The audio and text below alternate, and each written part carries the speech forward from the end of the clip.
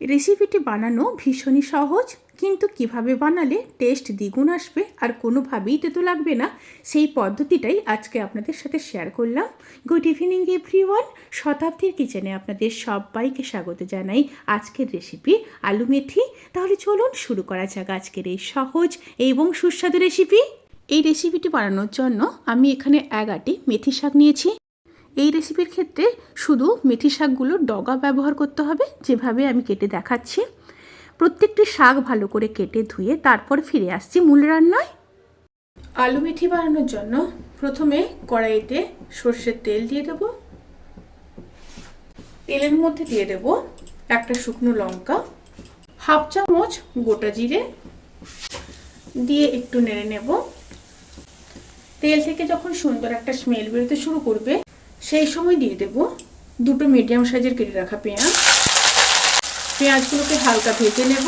পেঁয়াজগুলো হালকা ভাজা হয়ে গেলে এবার দিয়ে দেব 2 চামচ থেতো করে রাখা রসুন, দিয়ে আবারও মিশিয়ে নেব। মিশিয়ে নিয়ে পেঁয়াজ আর রসুনগুলোকে খুব ভালো করে ভেজে নিয়ে তারপর ফিরে আসছি। পেঁয়াজ রসুন খুব ভালো করে ভাজা হয়ে গেলে এবার দিয়ে দেব কেটে রাখা 2টো মিডিয়াম সাইজের আলু। আলু দিয়ে একটু মিশিয়ে নেব। মিশিয়ে নেওয়ার পরে এবার দিয়ে দেব পরিমাণ মতো লবণ, একটা মিডিয়াম সাইজের কেটে রাখা টমেটো, হাফ চামচ হলুদ গুঁড়ো, হাফ চামচ লঙ্কার গুঁড়ো, হাফ চামচ রোস্টেড জিরে আর ধনের গুঁড়ো, আর দিয়ে দেব হাফ চামচ আদা বাটা। দিয়ে খুব ভালোভাবে মিশিয়ে নেব।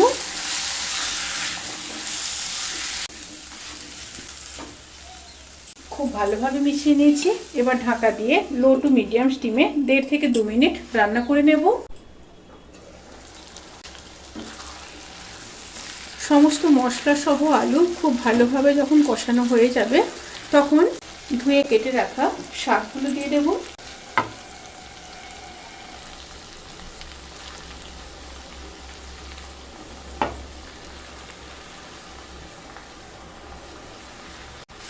শাকগুলো দিয়ে খুব ভালোভাবে মিশিয়ে নেব।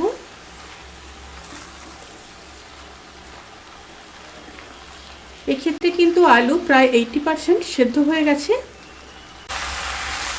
খুব ভালোভাবে মিশিয়ে নিয়েছি। এবার ঢাকা দিয়ে লো স্টিমে আরও 10 মিনিট হতে দেব।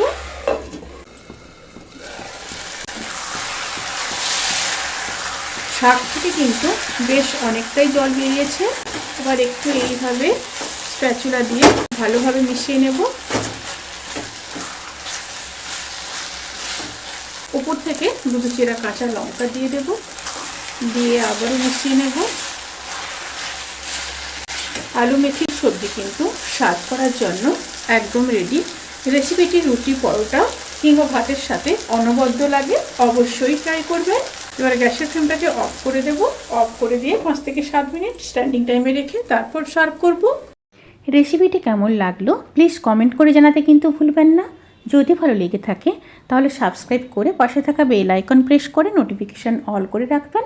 তাতে করে আমি যত রেসিপি দেবো সমস্ত লিঙ্ক আপনাদের কাছে পৌঁছে যাবে। আপনারা সবাই ভালো থাকবেন, সুস্থ থাকবেন, সাবধানে থাকবেন। আজকের মতো এই পর্যন্ত। পরের ভিডিওর জন্য অপেক্ষা করুন। টাটা।